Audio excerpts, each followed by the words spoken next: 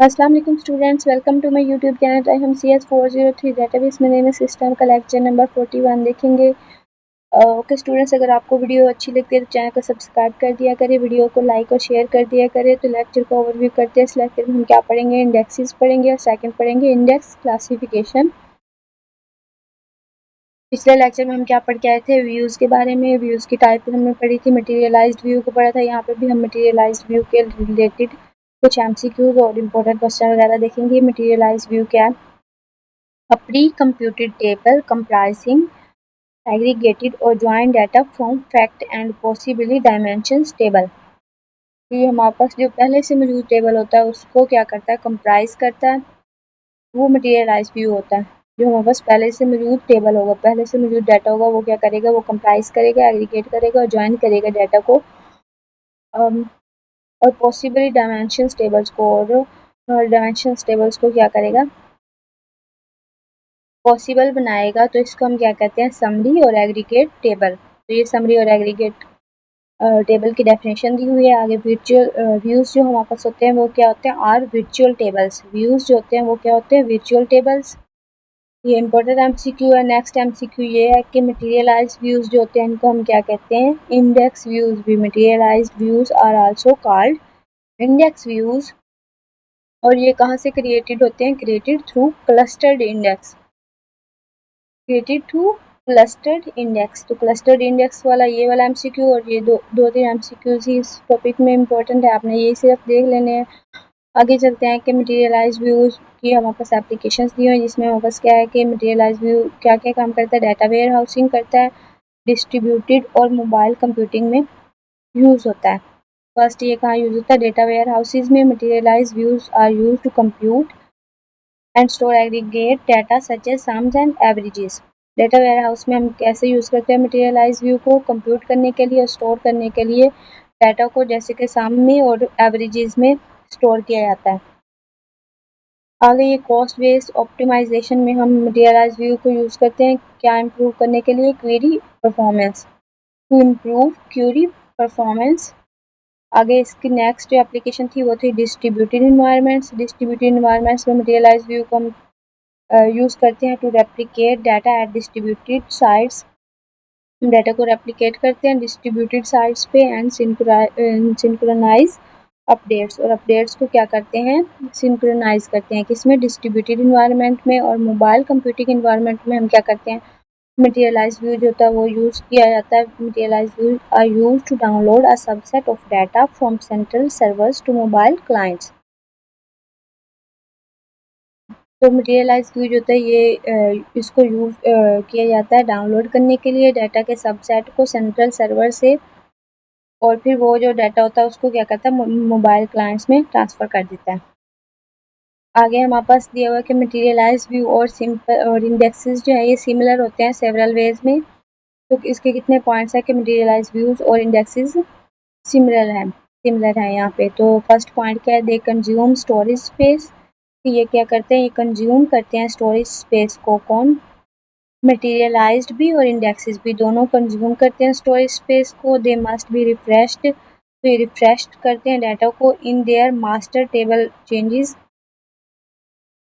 और ये क्या करते हैं, इम्प्रूव करते हैं परफॉर्मेंस ऑफ SQL एग्जीक्यूशन की। और their existence is transparent to SQL applications, और इनकी एग्जिस्टेंस जो होती है ये ट्रांसपेरेंट होती है SQL एप्लीकेशंस के साथ एंड यूज़र्स।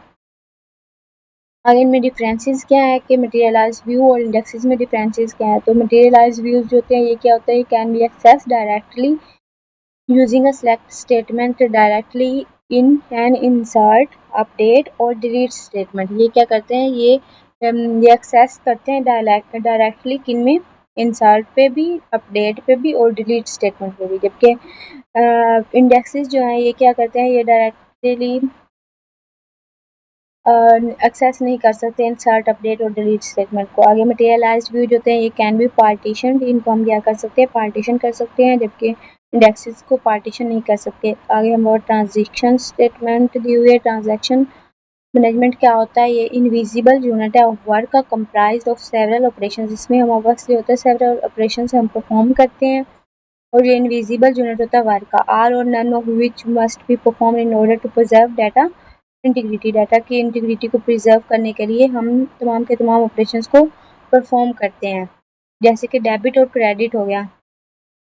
एक पर्सन कुछ पैसे जो है उनको डेबिट करता है और दूसरा पर्सन क्या करता है उसको क्रेडिट करता है। तो एक पर्सन दे रहा है और दूसरा ले रहा है, तो ये क्या इन दोनों के दरमियान क्या हो रही है, ट्रांजैक्शन हो रही है। अगर इसकी प्रॉपर्टीज दी हुई है ट्रांजैक्शन की, तो इसकी शॉर्ट फॉर्म होती है एसिड। एसिड जो है ना, इसकी प्रॉपर्टीज की शॉर्ट फॉर्म है। फर्स्ट प्रॉपर्टी क्या थी, एटोमिसिटी, सेकंड थी कंसिस्टेंसी, थर्ड आइसोलेशन और फोर्थ क्या थी, ड्यूरेबिलिटी। और इनका एक्रोनिम क्या हो गया, एसिड। एसिड से आप इसको इजीली याद कर सकते हैं कि atomicity, C for consistency, I for isolation and D for durability. आगे एटोमिसिटी क्या होती है, इसमें हम जो तमाम ऑपरेशन जो है, every operation perform only one time, के तमाम ऑपरेशन होते हैं सिर्फ एक टाइम में होती है। जैसे कि एक पर्सन जो है वो 1000 रुपीज़ जो है वो डेबिट कर रहा है, तो वो क्या होगा, वो एक ही टाइम में उनको डेबिट कर रहा है। वो बार बार उन पैसों को दोबारा से डेबिट करेगा तो वो 1000 की जगह 2000 हो जाएंगी। इसलिए ये जो है दिस इम्प्लॉयज इनडिविजिबिलिटी, तमाम ऑपरेशन को क्या करता है, एक ही टाइम में परफॉर्म करता है। कंसिस्टेंसी का क्या मतलब है कि जो हम डाटा ट्रांसफ़र कर रहे हैं तो वो क्या हो, कंसिस्टेंट हो और टाइम पे हो रहा हो। बल्कि जैसे एक पर्सन ने डेबिट किया, दूसरे ने क्रेडिट किया, तो दोनों में सेम टाइम में ही डाटा जो है वो ट्रांसफ़र हो रहा है। तो कंसिस्टेंसी का क्या मतलब है कि एक्यूरेट वे में वो ट्रांसफ़र हो, कोई चेंजिंग ना हो, कुछ मतलब एरर वगैरह ना हो। आइसोलेशन क्या होती है, आइसोलेशन जो होती है ये क्या, transaction should not affect each other, कि जो ट्रांजैक्शंस होगी वो एक दूसरे को अफेक्ट नहीं करेंगी। जैसे बहुत सारे बैंक्स होते हैं, उनके अलग अलग एटीएम्स होते हैं, तो उनके एटीएम्स जो है तमाम बैंक्स के, वो जैसे यूबीएल बैंक का है तो वो एचबीएल बैंक को के एटीएम को अफेक्ट नहीं करेगा। अगर ट्रांजैक्शन हो रही है यूबीएल बैंक में तो उसका एटीएम जो होगा वो सिर्फ यूबीएल के साथ ही कनेक्ट होगा, और जबकि जो एचबीएल का होगा उसका एटीएम जो होगा उसकी ट्रांजैक्शन जो हो रही है वो अपनी जगह होगी, दूसरे बैंक की अपनी जगह होगी। दोनों की ट्रांजैक्शन जो है एक दूसरे को इफेक्ट नहीं करेंगी। आगे ड्यूरेबिलिटी है, ड्यूरेबिलिटी का क्या मतलब है कि जब हम कोई चीज़ ट्रांसफ़र करते हैं, ट्रांजैक्शन करते हैं, तो वो सक्सेसफुली ट्रांसफ़र हो गई हो। जैसे सक्सेसफुली पेमेंट क्रेडिट डेबिट करते हैं तो वो क्रेडिट हो जाती है, तो ओके का मैसेज आता है कि आपके पैसे जो हैं वो ट्रांसफ़र हो गए हैं, तो वो ड्यूरेबिलिटी होती है। अ ट्रांजैक्शन कैन दस एंड इन टू वेज़, ये इंपॉर्टेंट एमसीक्यू है कि ट्रांजैक्शन जो होती है उसको एंड करते हैं टू वेज़ में। फर्स्ट क्या है, कॉमेट, और सेकंड क्या है, रोल बैक।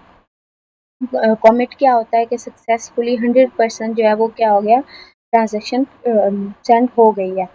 रोल बैक का क्या मतलब है कि 100% फेल हो गई है, मतलब एरर आ गया और वो जो हम पैसे सेंड कर रहे थे वो बिल्कुल ही सेंड नहीं हुए। ओके स्टूडेंट्स, लेक्चर सिर्फ इतना था। अगर आपको वीडियो ज़रा सी भी अच्छी लगी तो चैनल सब्सक्राइब कर दें, वीडियो को लाइक और शेयर कर दें। थैंक यू सो मच, अल्लाह हाफिज़।